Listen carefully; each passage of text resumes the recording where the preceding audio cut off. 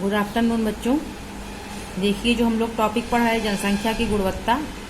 तो जनसंख्या को गुणवत्तापूर्ण बनाने के लिए किन किन चीज़ों की आवश्यकता होती है, कौन कौन से तथ्य महत्वपूर्ण हैं, उसके अंतर्गत हम लोगों ने शिक्षा पढ़ा और शिक्षा के क्षेत्र में सरकार के द्वारा जो प्रयास किए जा रहे हैं वो पढ़े। और आज का टॉपिक क्या है? स्वास्थ्य।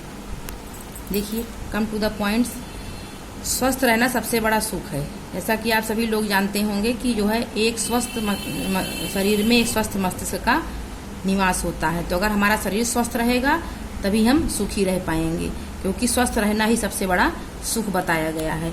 स्वस्थ शरीर में ही स्वस्थ मस्तिष्क निवास करता है, क्योंकि अगर बॉडी हमारी स्वस्थ रहेगी तो हमारा मस्तिष्क भी स्वस्थ रहेगा। तो हम किसी कार्य को करने के लिए जो है हमको पूरे मनोयोग से हम उस काम को करेंगे और उसमें हमको सफलता भी प्राप्त होगी। अगर हमारा शरीर स्वस्थ नहीं रहेगा तो चाहे जितना हम मस्तिष्क का इस्तेमाल करें उस कार्य में हमको सफलता नहीं प्राप्त होगी, क्योंकि जब शरीर स्वस्थ नहीं रहेगा तो मस्तिष्क भी स्वस्थ नहीं रहेगा, और जब मस्तिष्क स्वस्थ नहीं रहेगा तो हम कोई भी कार्य जो है सुचारू रूप से नहीं कर पाएंगे। उसके बाद देखिए, मानसिक स्वास्थ्य के लिए शारीरिक स्वास्थ्य भी अनिवार्य है। मस्तिष्क और शरीर ये दोनों एक दूसरे पर क्या करते हैं? डिपेंड करते हैं। मानसिक स्वास्थ्य के अच्छा कैसे रहेगा?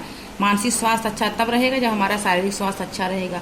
इसीलिए मानसिक स्वास्थ्य के लिए शारीरिक स्वास्थ्य का शारीरिक स्वास्थ्य का होना अनिवार्य है। मतलब मन से स्वस्थ रहने के लिए शरीर से स्वस्थ रहना अत्यंत अनिवार्य है। ठीक। उसके बाद देखिए, प्रत्येक व्यक्ति का स्वास्थ्य उसे अपनी क्षमता को प्राप्त करने और बीमारियों से लड़ने की शक्ति प्रदान करता है।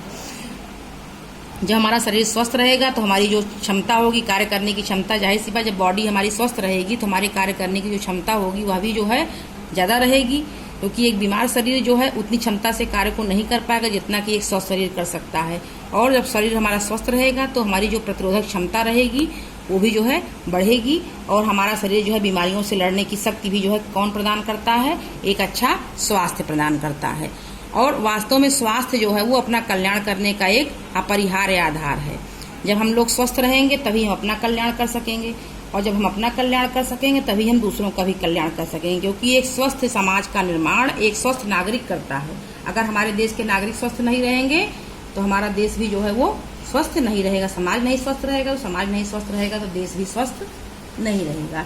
अब प्रत्येक देश की कोई न कोई राष्ट्रीय नीति होती है, उसी प्रकार हमारे देश की भी है।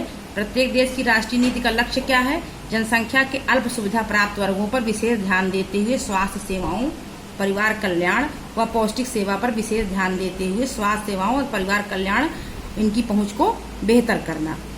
मतलब कहने का ये हो गया कि जो देश की राष्ट्रीय नीति जो बनाई जाती है प्रत्येक देश में, उस राष्ट्रीय नीति का एक लक्ष्य निर्धारित होता है। सबसे प्रमुख लक्ष्य उसका क्या होता है कि उस देश में जो जनसंख्या निवास कर रही है उस जनसंख्या के पास जो भी सुविधाएं हैं, अल्प सुविधा मतलब अगर कम सुविधा भी है तब जो अल्प सुविधा प्राप्त, मतलब किसी जनसंख्या के 3 वर्ग किए जा सकते हैं।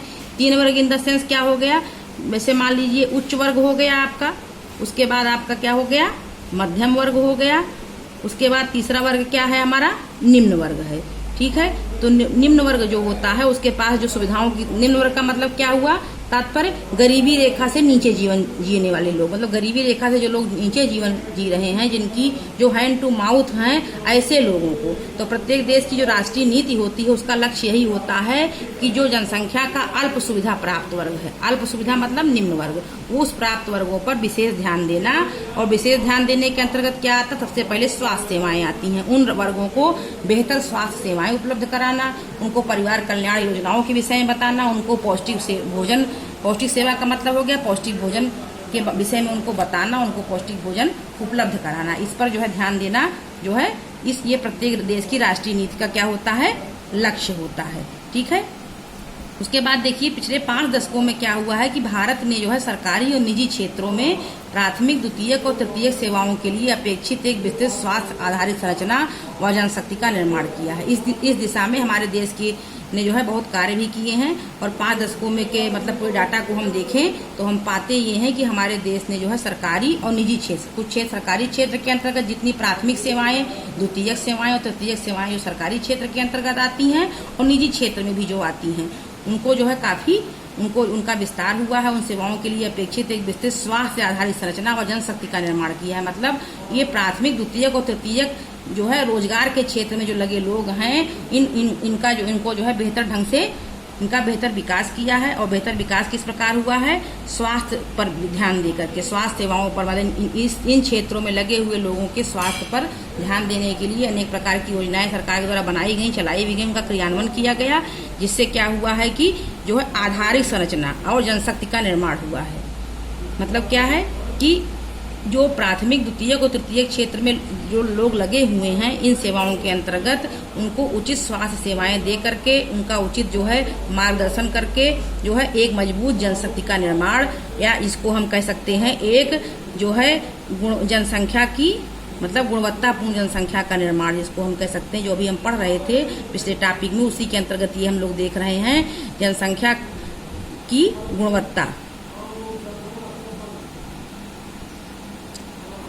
जनसंख्या की गुणवत्ता। तो मतलब कहने का ये हो गया कि इस क्षेत्र में जो है हमारे देश में जो है बहुत महत्वपूर्ण जो है इसमें सफलताएं भी प्राप्त हुई हैं, और एक बेहतर जो है जनशक्ति का निर्माण भी हुआ है, जिससे हमारा राष्ट्रीय हमारा जो आर्थिक ढांचा है वो भी जो है इससे काफी उच्चतर हुआ है। तो ये जो है बात हो गई स्वास्थ्य की। इसको आप लोग जो है सारे टॉपिक को ध्यान से पढ़ेंगे और वीडियो को देखेंगे, और इससे जो रिलेटेड नोट्स है उसको पॉइंट के अंतर्गत जो आज पढ़ाया गया था जो है पिछली वीडियो में, उसके नीचे जो है इसको आप लोग नोट्स में लिख लेंगे। आज के लिए इतना ही, धन्यवाद।